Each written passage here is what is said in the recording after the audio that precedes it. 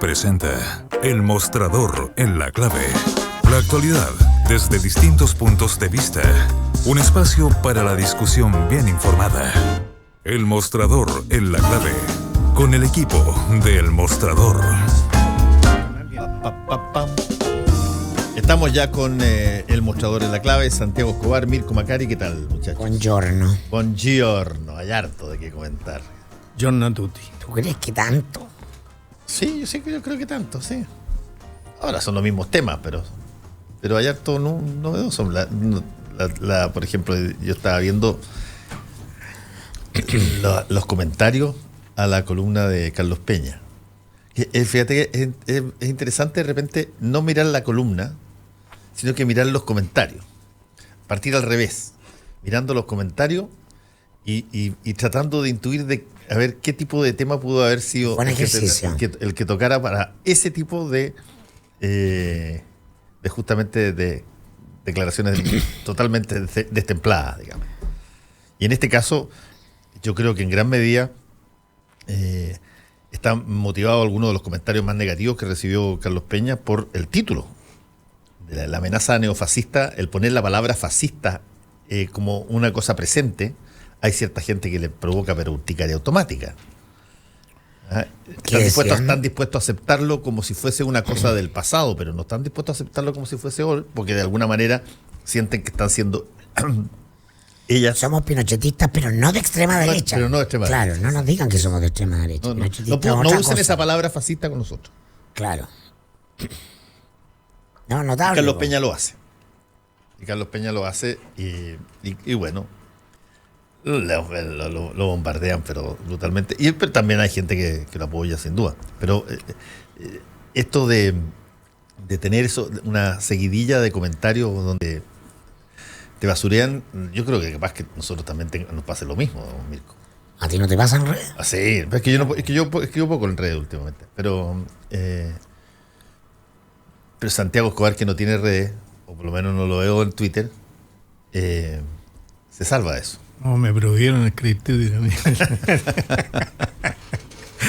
No, la verdad es que en general el Twitter es deconstructivo. Las redes sociales son difícilmente manejadas. Entonces, cuídate de lo que dices, porque cuando lo dices, o sea, si estás dispuesto no a hacer un discursito, sino a decir lo que decir. Entonces prefiero escribirlo en columnas, como la que escribí el domingo. Una clase política entontecida. Entontecida, sí. Bueno, pero que sigan conversando con Bolsonaro. Yo creo que hay un triunfo de Macaya en lo de la UDI. A pesar de haber perdido. A pesar de haber perdido. ¿Por qué? Porque casi empató, pero además demuestra, es una opción de cosas nuevas. O sea, uno puede mirar a través de ellos un diálogo institucional con la derecha. Con la Jacqueline Barrisenberg es parte del pasado. O sea, claro, el pasado en este país es difícil erradicarlo, cuesta mucho. Pero la verdad es que con el entontecimiento, mira lo que estamos discutiendo, por ejemplo, en el caso de la Contraloría, es impresionante. Es impresionante. Entonces, yo escuchaba con mucha atención a Miller, que me parece un muy buen analista, un tipo ponderado.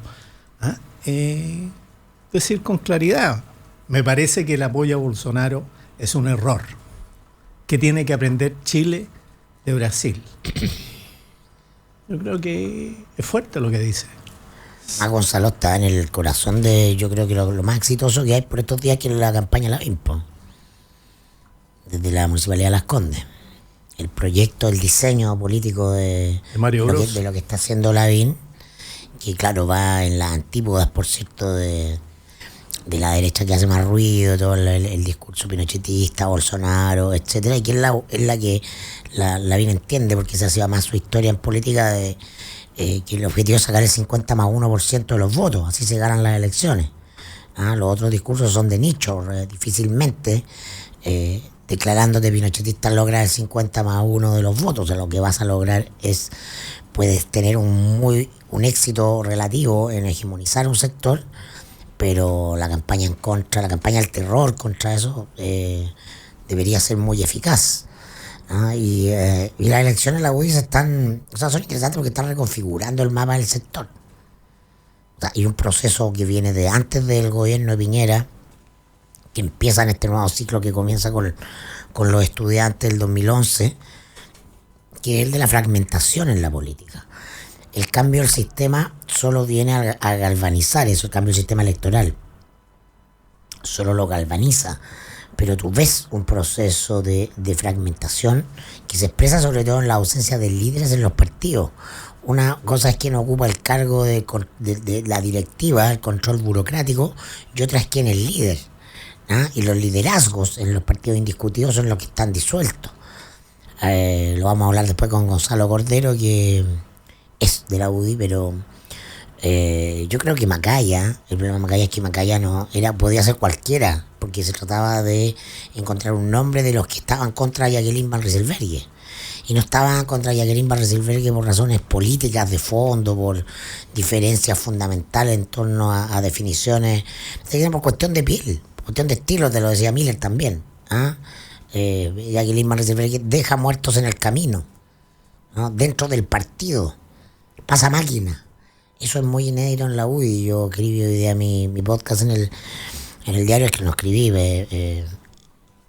grabé mi podcast en el diario, hablando que solo confirma el ciclo de decadencia de la UDI como el partido fundamental no solo de la derecha, por cierto, hegemónico de la derecha, que le dio conducción política a la derecha para defender el modelo heredado de Pinochet con absoluta eficacia, sino que el partido clave de la transición, ¿no? El que lleva el balance durante 20 años de gobierno concertacionista. Eso se basaba en una cierta lógica que están completamente desdibujadas, y la elección de Jacqueline Van Rysselberghe termina de disolverlas.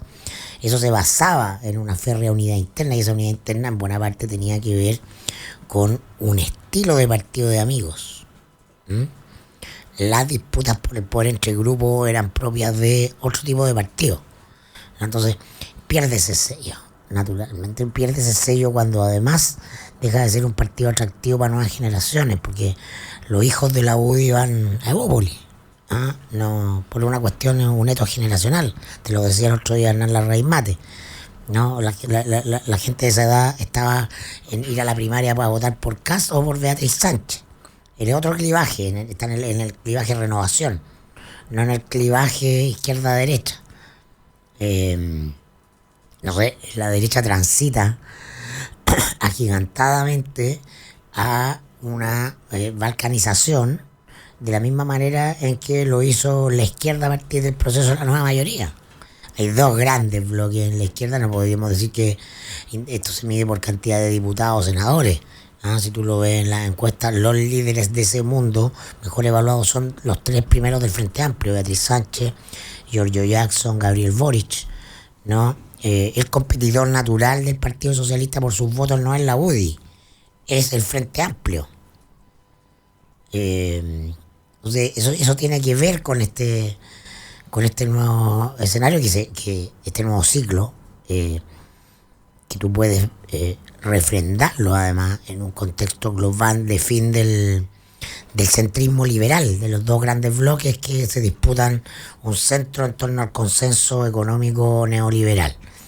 Yo ayer tuiteaba a propósito de Twitter una entrevista a Slavoj Žižek en El País de España, que muy buena entrevista justamente sobre esto, ¿no? Este intelectual neomarxista, pero por sobre todas las cosas un provocador, donde habla de eso y dice, oye, no miren solo lo malo de Trump. Ojo que Trump no sincera.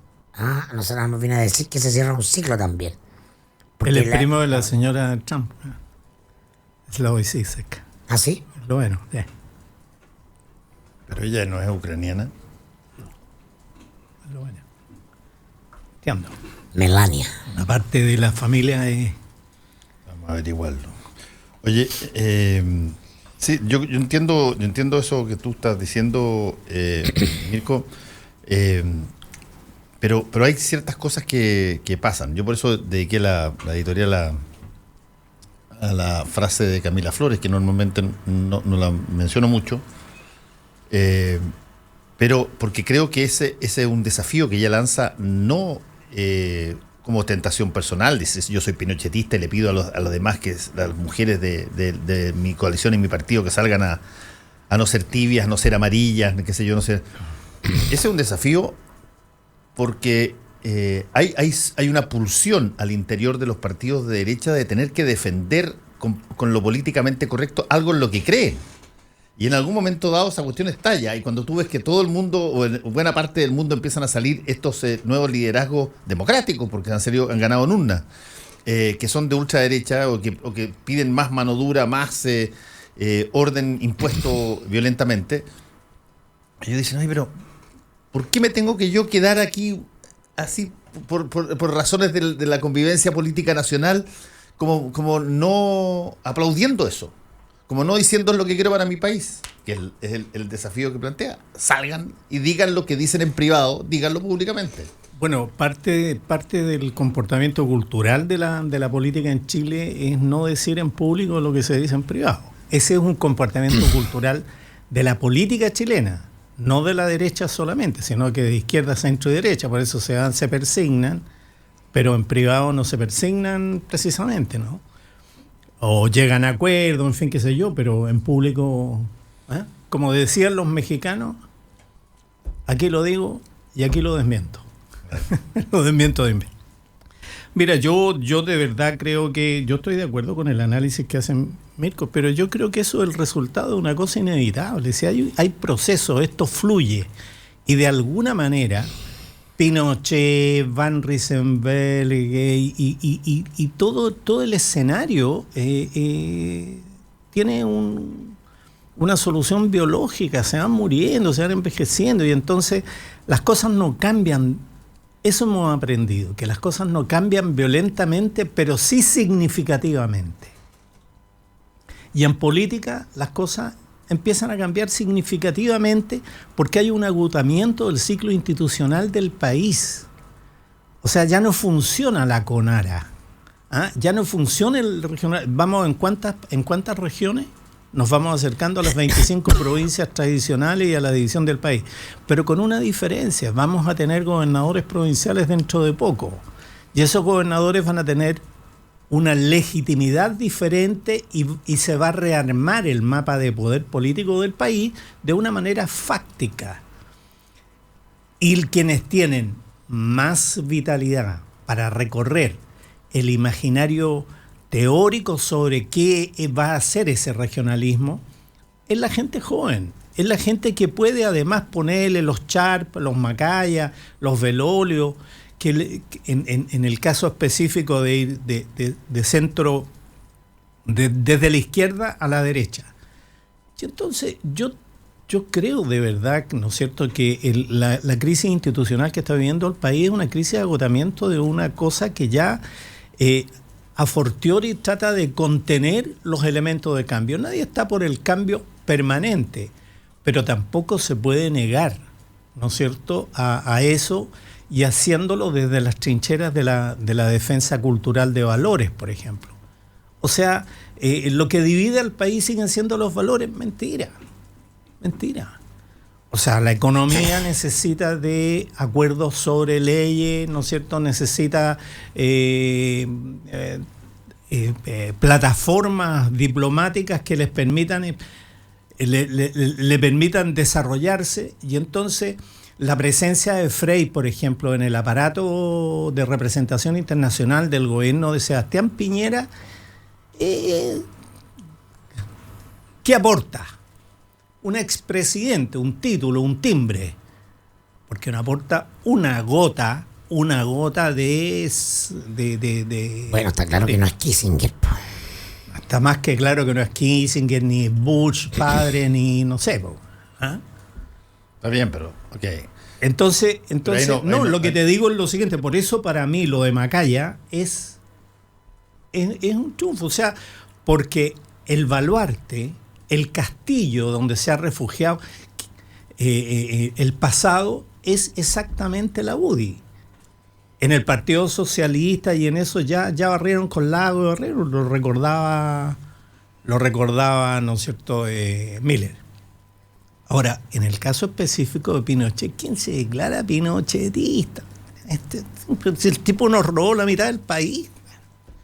Mira cómo dejó el ejército. Pero es que tú estás empezando una declaración de deseo. No estoy haciendo ninguna declaración. Lo que digo es no solamente acaba una diputada de decirlo públicamente, que yo está entiendo bien. que lo dijo para adentro, sí, pero yo creo que ella refleja, y ahí ¿Refleja que la juventud del país? No, para nada. Ella refleja una situación que debe conocer mejor que nosotros, que adentro de su partido, en las discusiones que ellos tienen, aparecen mucho más como ella, pero que cuando públicamente salen se disfrazan y por lo tanto por ahí viene el pedido. Salgan a la calle, digan las cosas sin complejo. Digan que son pinochetistas. Obvio, digan lo que me dicen a mí en privado, pero ¿por qué tengo que ser la única que está diciendo esta cuestión? Sí, pero lo que ese desafío, créeme que es interesante, porque en el lado de José Antonio Kast no hay problema al respecto. No hay problema al respecto. El problema es en los partidos ancla, clásicos, ¿no es cierto? Renovación Nacional y la UDI. Y esto si hubiese venido alguien de la UDI hace 5 o 6 años, tú hubieses dicho, era de donde tenía que provenir una frase como esa. Pero que venga de Renovación Nacional, yo por lo menos lo encuentro novedoso, ¿qué quieres que te diga? Y más aún si que lo plantea como desafío a su propio partido. No sé déjense de decir las cosas para callado, digan las cosas que dicen en las reuniones partidarias en público. Pero mira, dejemos de pensar en los partidos políticos como instituciones, Fernando. No son instituciones, son redes clientelares. En eso se han convertido. Y desde ese punto de vista, siguen teniendo en las redes clientelares... organización institucional. No. En las redes clientelares tú tienes necesariamente de todo. ¿Ah? Te cae todo. Todo el que se haga el compliance, el seguimiento y haga el besamano. Pero lo que digo es lo siguiente, es decir, eso es lo que está cambiando. La estructura de expresión de esas redes clientelares está desencajada. Por eso el país está anómico, por eso se comporta como se comporta. Por eso un abogado, un ex abogado o alguien que ha sido, pese a que hay reglas, por ejemplo, en materia de ejercicio de la profesión de abogado sobre defensa de gente acusada de narcotráfico. Tú sabes lo que pasa, ¿no? Que no puedes optar a cargos públicos, en fin, tiene una serie de limitaciones. Bueno, pero Hugo Ortiz de Filipe, presidente del PRI, defendió a Lunarejo, que es un narcotraficante peruano, y está metido en el Comité Político Ampliado de la Moneda.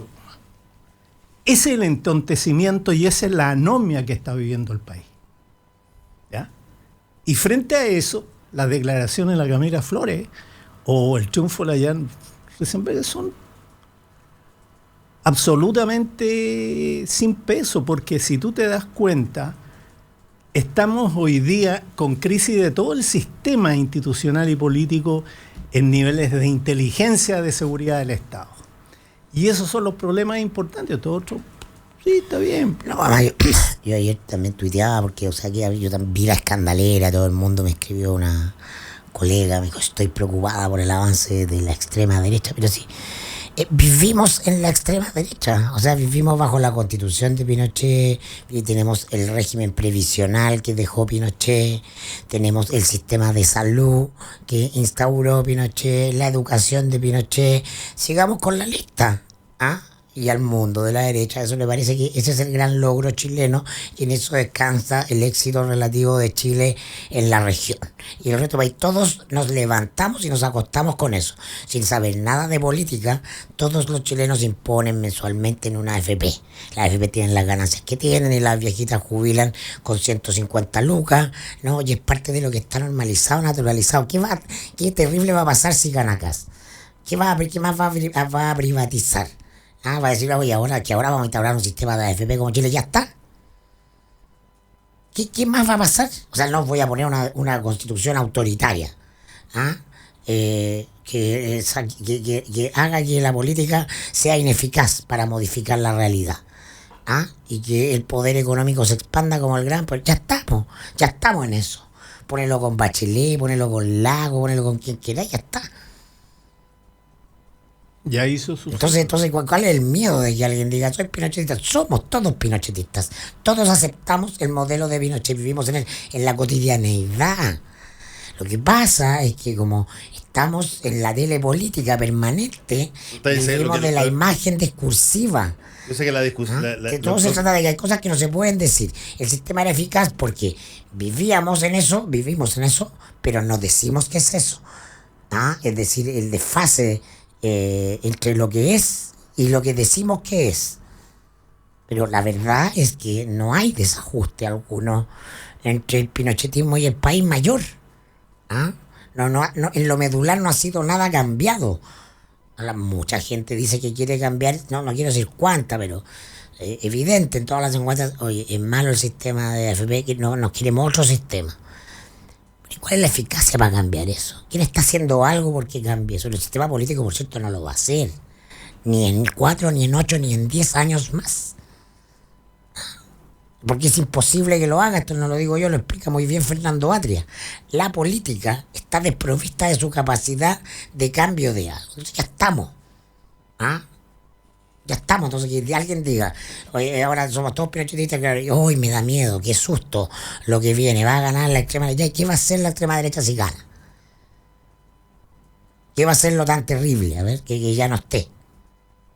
A ver, ¿estás pidiendo en realidad que se responda a eso? Estoy hablando de la vida cotidiana de las personas, no medidas efectistas ni discursos, salirse o no del pacto, todas esas cuestiones. Estamos hablando de cómo vivimos cotidianamente, por quién está determinada nuestra vida cotidiana, la estructura en la que nos relacionamos y nos socializamos.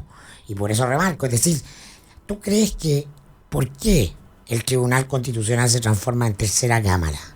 ¿Por qué da lo mismo lo que pase en tema de aborto cuando la derecha lleva el reglamento de Contraloría al Tribunal Constitucional? Porque el Tribunal Constitucional defiende los principios que están en la Constitución de Pinochet. Por eso que puede mantenerse así. Porque eso no ha sido modificado, eso expresa nuestra sociabilidad. Y a todos los chilenos la han legitimado, los que votan izquierda, centro, derecha. Todos. Sí, yo estoy de acuerdo en que no cabe la menor duda que la estructura de gobierno, la estructura de bases fundamentales en términos económicos y sociales son todas... El marco en el que vivimos, todos cotidianamente, los límites en los que no sepamos nada de política. Claro, los límites en los que te mueves, claro, son todos tributarios, pero furibundamente de un dibujo diseñado en dictadura, sin duda. Enférmate de una enfermedad grave terminal, que lo que tienes que hacer una colecta. La ISAPRE, consíguete un abogado que vaya a pelearte hasta la Suprema con la ISAPRE. Si tienes esa capacidad, si eres abogado, por cierto, y tienes un apellido pingorotado, te van a invitar a la televisión para mostrar cómo le ganaste a la ISAPRE, perfecto. Pero si eres el chileno común y corriente y te enfermas, tienes que empezar a pensar que te amegolludan los amigos, la gana WhatsApp, la completa, todos juntando. Ese es el Chile real.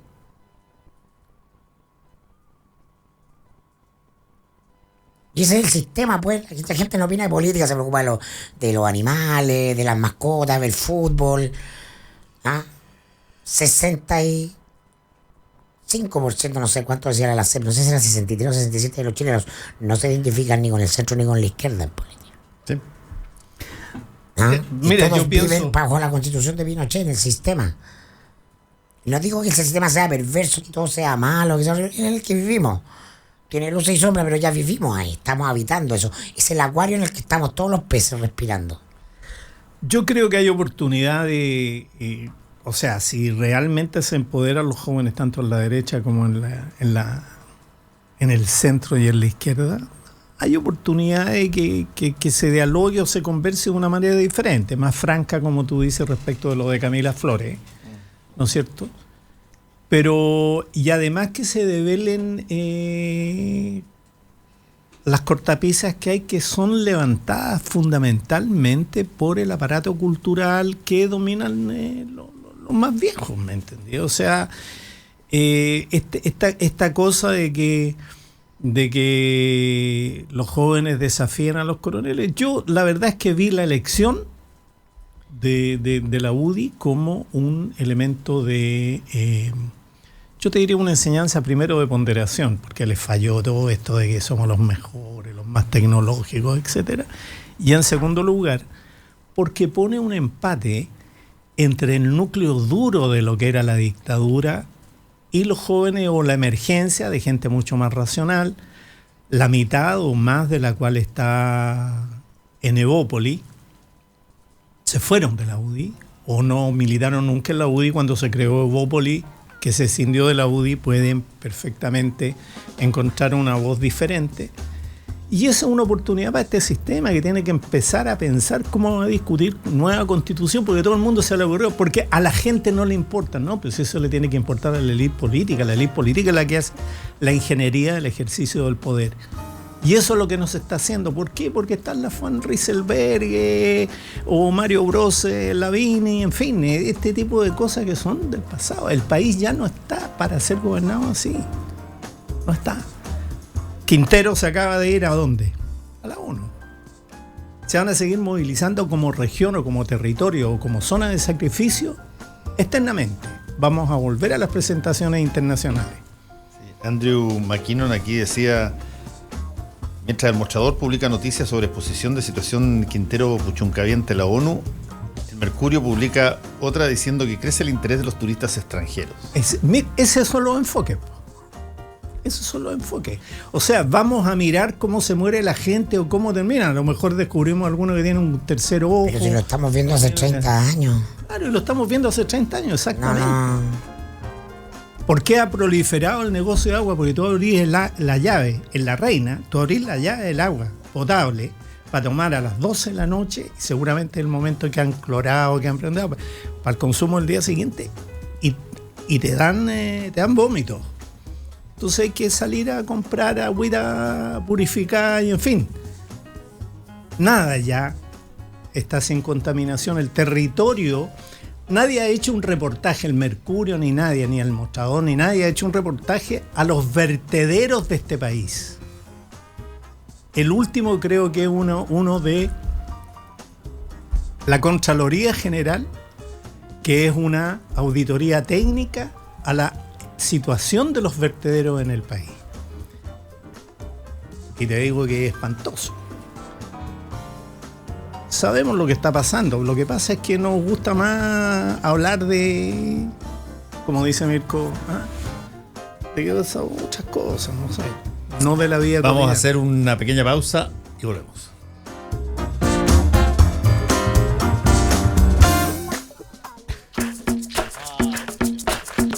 Hora clave.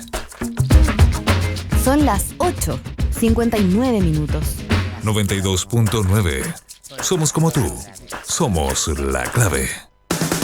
A las 3 de la tarde de lunes a viernes, Hola Deportes. Somos la voz del deporte olímpico nacional. Cuando uno habla, diríamos, de tenis de mesa, aparece el nombre inmediato de Tony. Cristian de Tony, aquí en el estudio principal. ¿Cómo está? Muy bien, muchas gracias por la invitación. Es un agrado acá con grandes próceres del deporte paralímpico, y más contigo, que habitualmente las conversaciones son francas, directas y sinceras, así que feliz. Juan Antonio Belmar y el team de todos los deportes te llevan a los grandes eventos deportivos de Chile y el mundo. Vamos a ir inmediatamente a Rosario, donde está nuestro director Juan Antonio Belmar, en vías de los Juegos Suramericanos de Playa. Buenas tardes, de Hola Deportes o de Sur Media. Estamos en Rosario, donde se mantienen la visita de los delegados y los jefes de misión de los 14 países en competencia. Hola Deportes, de lunes a viernes a las 3 de la tarde. 92.9. Somos deporte. Somos la clave. Para hacer un buen negocio, necesita ser un gran anfitrión. Para organizar un seminario productivo, debe elegir el lugar correcto. Visite Hotel Los Nogales y compruebe que superaremos sus expectativas. 5 salones de hasta 300 personas con equipos audiovisuales, estacionamiento y Wi-Fi de alta calidad. Cotice en hotelnogales.cl o al 223-356958. A 2 cuadras del Metro Estación Los Leones. Hotel Nogales, Los Nogales 741 Providencia.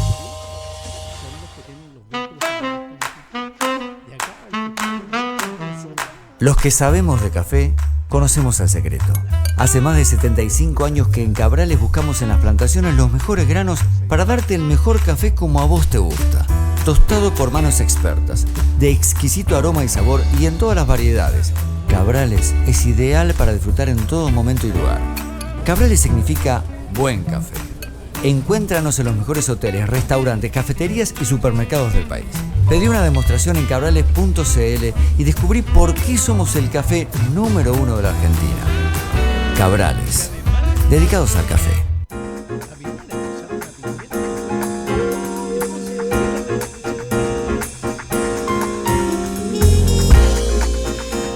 Estamos con el mostrador en la clave y ya está al teléfono, como había dicho Mirko, Gonzalo Cordero.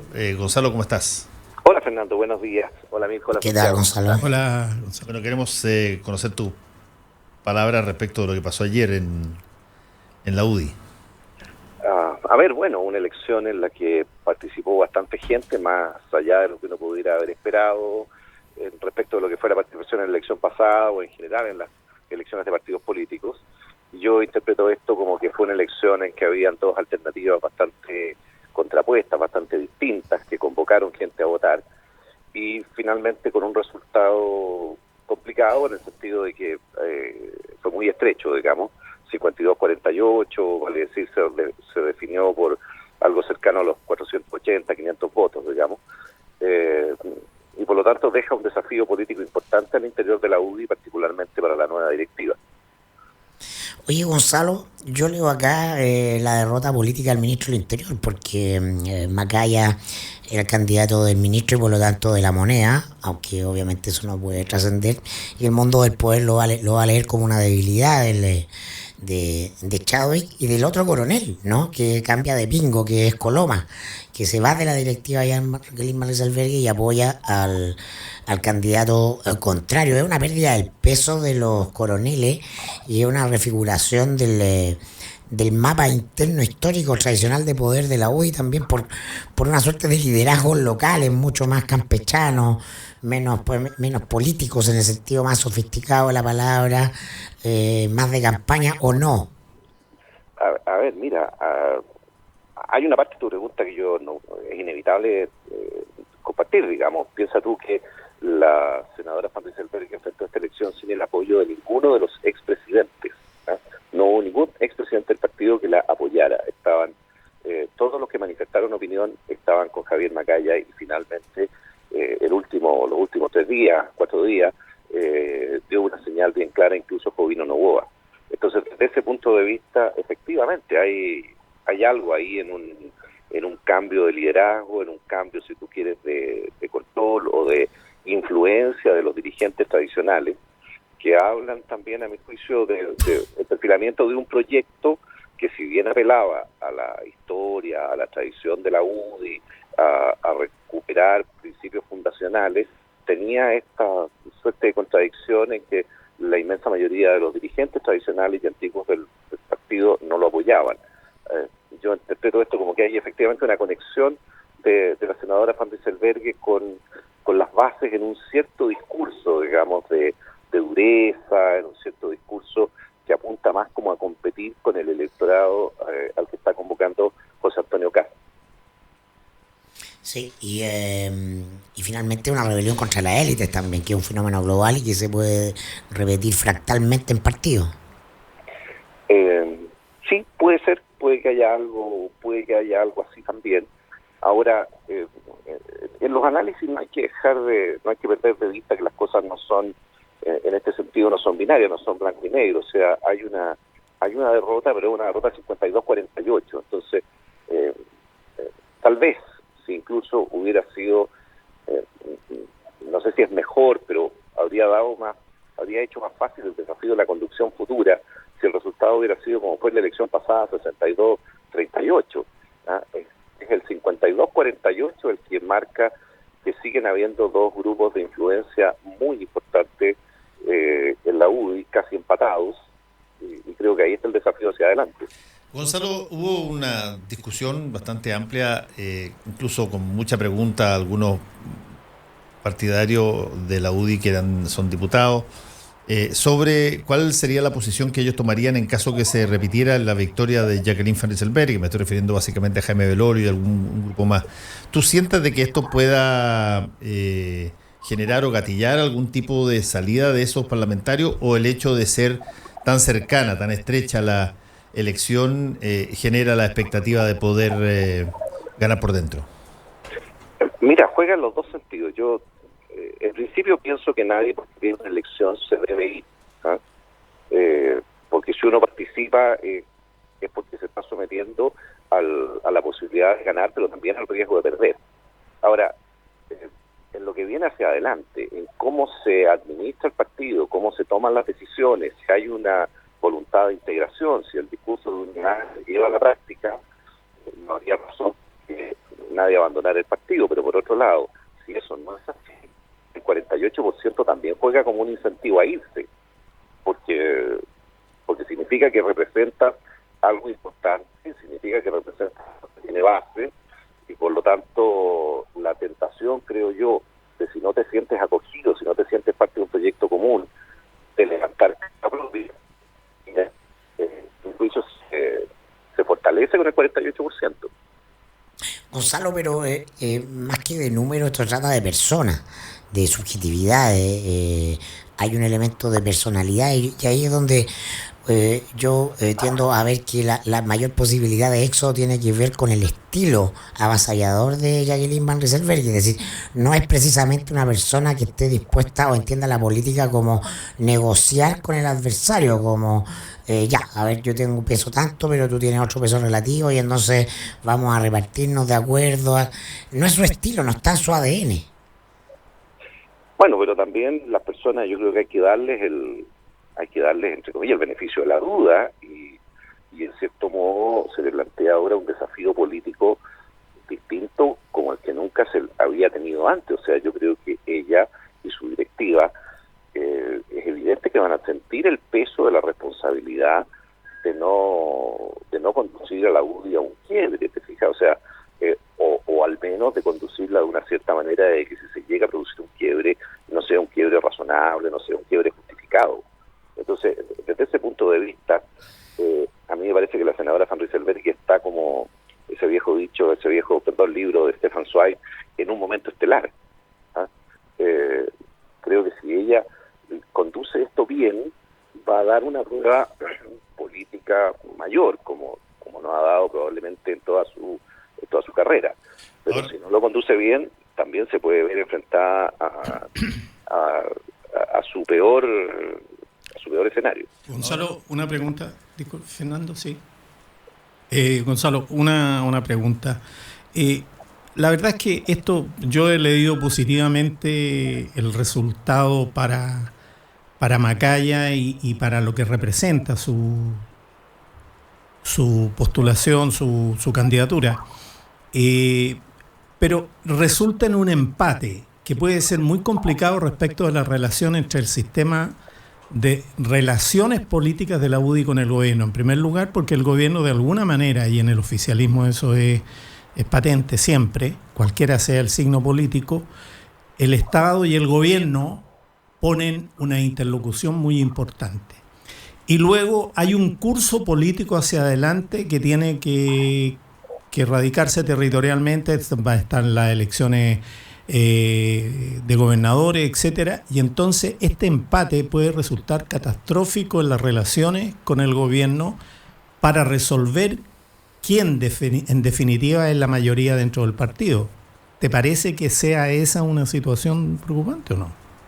A ver, el tema electoral sin duda que aquí va a estar arriba de la mesa, porque tú comprendes que un partido que está dividido 52-48, en que además hay regiones muy importantes en las cuales la lista de Macaya ganó, como la región metropolitana, lleva a suponer que esa lista tiene muy buen, si es que no mejor derecho, a la hora de buscar candidatos en esas regiones, digamos. ¿Ah? Y por otro lado, que una división del partido en este contexto podría llegar a resultar desastrosa en el sentido de la competitividad de sus candidatos al interior de Chile Vamos. Entonces, yo creo que el desafío electoral en este sentido debiera jugar a favor de un cierto ordenamiento y de la búsqueda de un modus vivendi al interior de la UDI, y haría más grave, más, como decírtelo, con poco sentido político el no cuidar esta relación y llevar las cosas a un quiebre, precisamente porque tenemos Piensa tú que hoy día tenemos una coalición que tiene 3 partidos políticos bien articulados, 3 partidos políticos con representación parlamentaria, en un sistema que ya no resiste los acuerdos cupulares, vale decir, en opciones uninominales, lo más probable, opciones a cargos uninominales, como las candidaturas a alcalde o eventualmente a gobernador regional, probablemente donde haya más de un candidato va a haber que establecer algún sistema de primarias o de encuestas o alguna forma participativa de resolver quién va a ser el candidato de la coalición. Entonces, si la UDI además se divide, la competitividad de cualquiera de los dos sectores, digamos, al interior de Chile Vamos, se va a ver dramáticamente mermada. Entonces, creo que también el tema electoral es un incentivo a la racionalidad. Tú eres amigo de José Antonio Kast. ¿Cómo ves su apuesta por fagocitar a los partidos del sector desde adentro? A ver, yo tengo una relación muy cordial con José Antonio, nos conocemos desde la universidad, pero no creo que sea justo, digamos, definir eso como una amistad íntima, una amistad personal, digamos. Tengo una relación muy cordial y yo tengo una muy buena opinión de él. A ver, yo creo que él está representando un discurso nítido, un discurso claro, un discurso atractivo para mucha gente, y que sin duda alguna complica la UDI. Yo hace rato vengo diciendo que la UDI hoy día es un partido flanqueado por 2 Kast. Un Kast que se le para a su derecha con un discurso más conservador, con un discurso que apela más nítidamente a una parte del ADN de la UDI, y otro Kast que se le para desde el centro con un discurso más claramente liberal, que apela a otra parte del ADN de la UDI. Y de alguna forma esta elección marcó esa tensión. ¿No será un síntoma de que el proyecto UDI está agotado porque responde a otro momento histórico, como el de muchos otros partidos diseñados en la lógica del siglo XX? Mira, los partidos políticos, los movimientos políticos, yo creo que se agotan en la medida que no son capaces de renovarse y de replantearse nuevos desafíos, nuevos proyectos, y no se van adaptando a las necesidades de la sociedad. Y a mí, personalmente, eso es lo que me preocupaba del discurso de la senadora Van Rieselberghe, y por eso es que yo apoyaba la lista de Javier Macaya, porque veía en la lista de Javier Macaya una mejor proyección. Y efectivamente uno ve que el proyecto de la UDI se ha ido desperfilando, y en ese desperfilamiento hay claramente una pérdida de capacidad para conectarse con la sociedad de hoy día y los problemas de hoy día. Mira, hoy día se confirma la salida de Ignacio Urrutia de la UDI. Él señaló incluso con una frase que viene en el Dínamo: más parlamentarios van a renunciar para apoyar a Kast. Hay un punto que quizás es bien interesante que ocurre en la UDI, y es que esta directiva de Jacqueline Van Rieselberghe actuó bien audazmente y con una apuesta muy grande en torno a Bolsonaro, cuando todavía no ha partido Bolsonaro. Si Bolsonaro hace el 10% de las cosas que está mencionando que podría hacer en materia social o de seguridad, tendríamos pero una situación inédita en Sudamérica, probablemente ganada por votos democráticos. Y por lo tanto, ¿qué tanto riesgo ves tú ahí con este abrazo prematuro a Bolsonaro dentro de la UDI? A ver, mira, en primer lugar, a mí en lo personal no me gusta Bolsonaro. Yo no me siento identificado con Bolsonaro, sin perjuicio de que creo que en la circunstancia en que está Brasil, su opción era una opción competitiva, era una opción que, si me apretas un poco y yo hubiera estado allá, tal vez yo habría votado por Bolsonaro. Pero en el contexto de lo que es Brasil, digamos, en el contexto de las alternativas reales que tenía Brasil.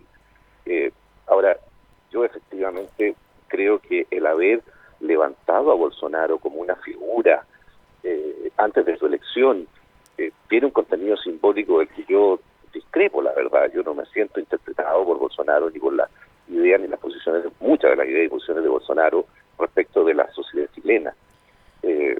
Brasil, por otro lado... Pero está siendo un factor dentro de la derecha, o sea...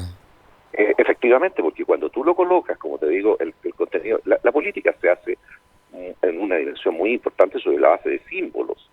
Entonces, cuando tú levantas la figura de Bolsonaro, simbólicamente le estás dando un contenido a tu discurso,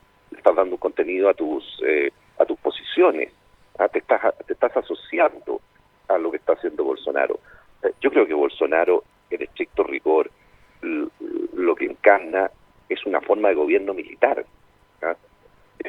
Bolsonaro es una persona que dentro de un sistema democrático como el de Brasil, lo que está construyendo es un gobierno que se enmarca dentro de una lógica militar.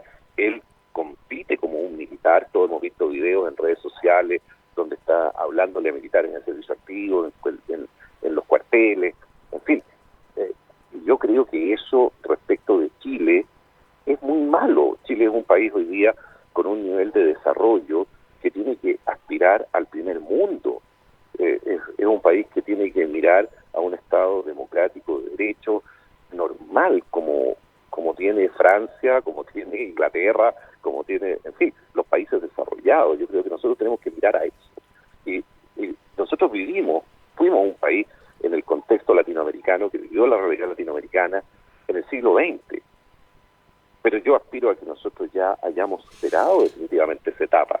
Entonces, mirar a un gobierno, a un líder político que se para desde un neomilitarismo, digamos, yo lo considero un error profundo.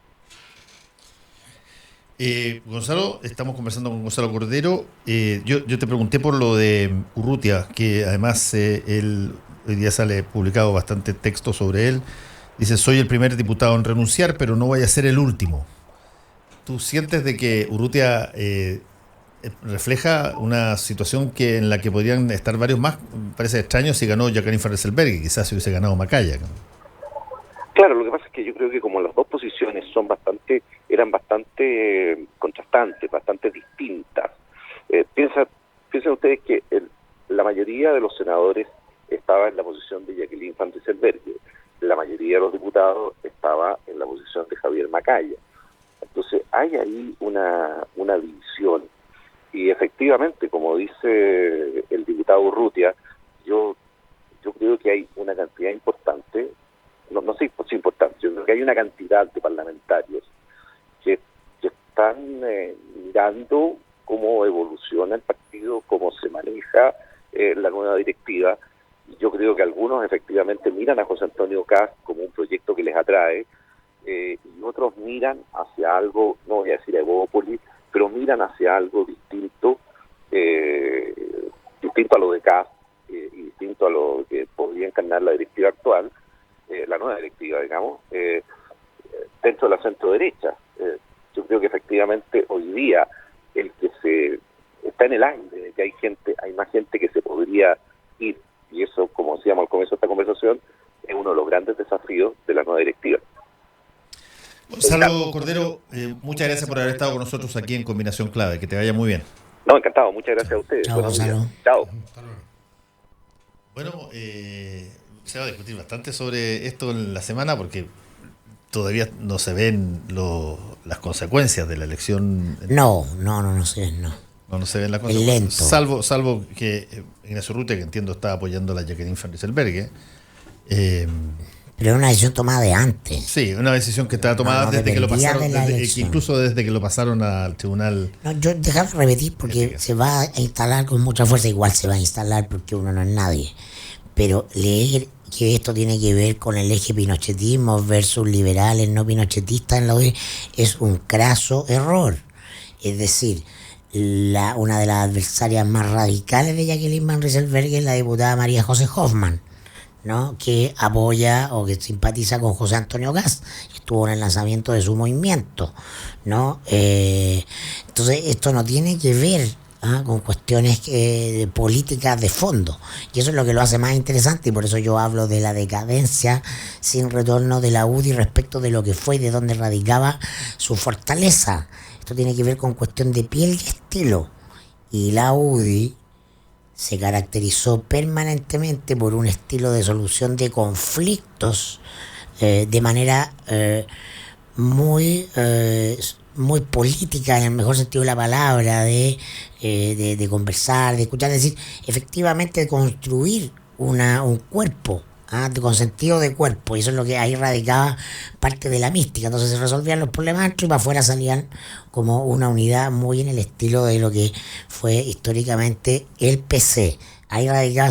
Y Jacqueline Van Rysselberghe, que su estilo es frontal, de cobrar cuentas internas rápidamente, lo decía Belolio. O sea, ella hizo la campaña diciendo: tú estás conmigo contra mí. Entonces, el amigo enemigo, como pulsión básica, eso va a ser lo que va a hacer que se tomen decisiones de quedarse o de irse eventualmente. Para que la gente no se pierda que esto no tiene que ver con necesariamente ordenamiento ideológico. Pero mira, yo creo que están en un empate que puede ser catastrófico en la medida que el gobierno le dé más bola a uno y a otro. Y eso ya pasó en el oficialismo concertacionista en la época en que eligieron primero fue la elección que llegaron prácticamente empatados Kraus y no me acuerdo quién era el otro candidato, el Gutenberg Martínez, en fin. Y que terminó con la elección del colorín Saldívar. Y que después, ¿no es cierto?, en la época de Lagos, más o menos eso, la salida de Frey, la salida de Lagos. Aquí el gobierno... Ahí es donde se perdieron 1 millón de votos. Claro, es decir, los partidos cuando llegan a esos empates internos no tienen norma de resolución y tienen la posibilidad de emigrar, porque la ventaja que tienen hoy día alguna gente es que tienen Evópolis. Y entonces algunos se pueden ir a Evópolis y los otros se pueden ir con José Antonio Cast. Porque de alguna manera los factores externos son los que están polarizando, no el sistema de relaciones con el gobierno. Por eso el gobierno, yo diría, debiera ser muy cuidadoso para no acelerar esa crisis interna. O sea, yo se lo pregunté a Cordero y creo que la noticia, a mi juicio, política más relevante es la derrota del candidato Chadwick. O sea, Macaya no iba a ser candidato. Macaya no es un líder. Es que no es Macaya junta, bueno, a ver, el que haya perdido la elección, el junta gente muy distinta que tiene unos factores en común. Jacqueline Van Rysselberghe no. Era un plebiscito sobre Jacqueline Van Rysselberghe la elección. Eso era. Entonces, Macaya no iba a ser el candidato de unidad si es que no tenía la venia de su padrino, Chadwick. Y va a consultarlo a La Moneda, ¿no? Y entonces Chadwick se juega por esta operación, que muy al estilo Chadwick ha salido a controlar, en el sentido de decir que él tenía fichas puestas en los dos, que era muy prescindente, etcétera, pero es una derrota del ministro del Interior, como es una derrota a todos los coroneles, por lo que dijo acá Cordero. Yo no estoy de acuerdo, mira, Mirko, es una derrota a La Moneda. Que Van Rysselberghe no era la candidata de La Moneda en esta elección. No existe un gobierno que no trate de interferir en una elección de partido de gobierno. Está en su quinta esencia, si no renuncia al poder. Esto no es finalismo, la elección no es final. Mirko, la elección no es final. O sea, cuando tú tienes la posibilidad desde el gobierno, con el poder que significa un gobierno, de conversar con dos mitades, si te manejas bien, entonces no es necesariamente una derrota, porque le permite al gobierno poder manejarse con un partido que técnicamente está dividido. Es cierto que ganó Rysselberghe, pero ganó por 4 votos, por 4 puntos. ¿Qué significa eso? Si es un partido dividido. Y lo que decía Gonzalo, tenemos muchas regiones importantes, como la región metropolitana, en fin. Entonces, no sé, yo no sería tan tajante en decir que Andrés Chadwick perdió, porque si bien apoyó a un candidato, la verdad es que puede seguir conversando con ese sector y le puede dar y puede usar la herramienta de gobierno, si lo hacen inteligentemente, para seguir minando el poder de Van Rysselberghe. Y Van Rysselberghe, ¿qué puede hacer? Con la otra mitad que le va a dar vuelta a la espalda si se enoja con el gobierno. Si no se va a enojar con el gobierno, porque Jacqueline Van Rysselberghe cualquier cosa menos lesa. Se ha manejado muy bien como partido de gobierno. No, ese no es el problema. Lo que pasa es que ella es impredecible. No es que haya sido díscola, no fue Carlos Larraín, no el dolor de cabeza que fue Carlos Larraín como presidente de RN para Sebastián Piñera 1. No. Ella es impredecible e inmanejable. Ya a un gobierno le gusta tener la mayor capacidad de control y manejo de todo. De los medios, de los partidos, de todo. Es la quinta esencia de lo que define el poder. Oye, antes de irnos, sería bueno una palabrita sobre la CADEM de esta semana, porque si bien... Demoledora. Si bien en términos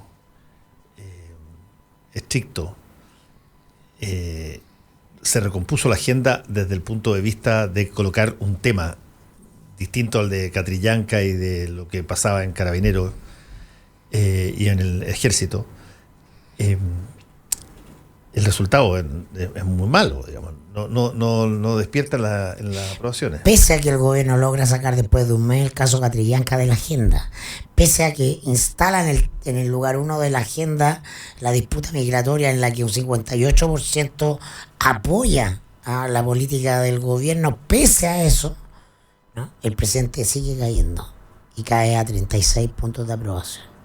Entonces, si tienes una agenda favorable, ¿ah?, en un tema favorable de apoyo al gobierno y la popularidad del presidente sigue cayendo, no sé cómo se tiene la caída del presidente. Eso es lo que nos está diciendo la cadena esta semana, por eso no es cualquier cadena. Se viene el miedo. Bueno, pero yo creo que vamos a tener a tocar los tambores de la tribu más fuerte. Vamos a tener Cuco esta semana. Sí. Pero es que la oscilación. Sí. Depende de dónde, pero hay que insistir, yo creo. Van a insistir. Cuco, va a haber Cuco esta semana. El viejo vascuero de inmigrantes. Exactamente. De viejo vascuero. Va parado en la frontera. ¿Qué amenazas se vienen para nadie? Los renos no van a pasar por el SAG. No sé, pero mira, yo creo que esto de vivir con la encuesta sobre la mesa va a atormentar y va a matar a Piñera. Se va a matar solo, porque el declivaje es un poquito más largo, después está un poquito más largo. Es que no es más largo. Pero él no es más largo. Sabe, no, claro, no da ese ancho. Vive no toca esa música. La ansiedad del menú. Cosa que lo veáis, el otro día habló 3 veces en el día, porque probablemente las encuestas le decían que estaba subiendo por migración y salió 3 veces a vocerear él. Eso se llama sobresaturar. Ese es ruido. Claro. Vamos a ver, se viene Cuco. Gracias. Bueno, Santiago, gracias Mirko. Nos vemos, Shaolin. Actualidad con ojo crítico, información desde distintos puntos de vista y discusión bien informada. Fue El Mostrador en la Clave, con el equipo de El Mostrador y Combinación Clave.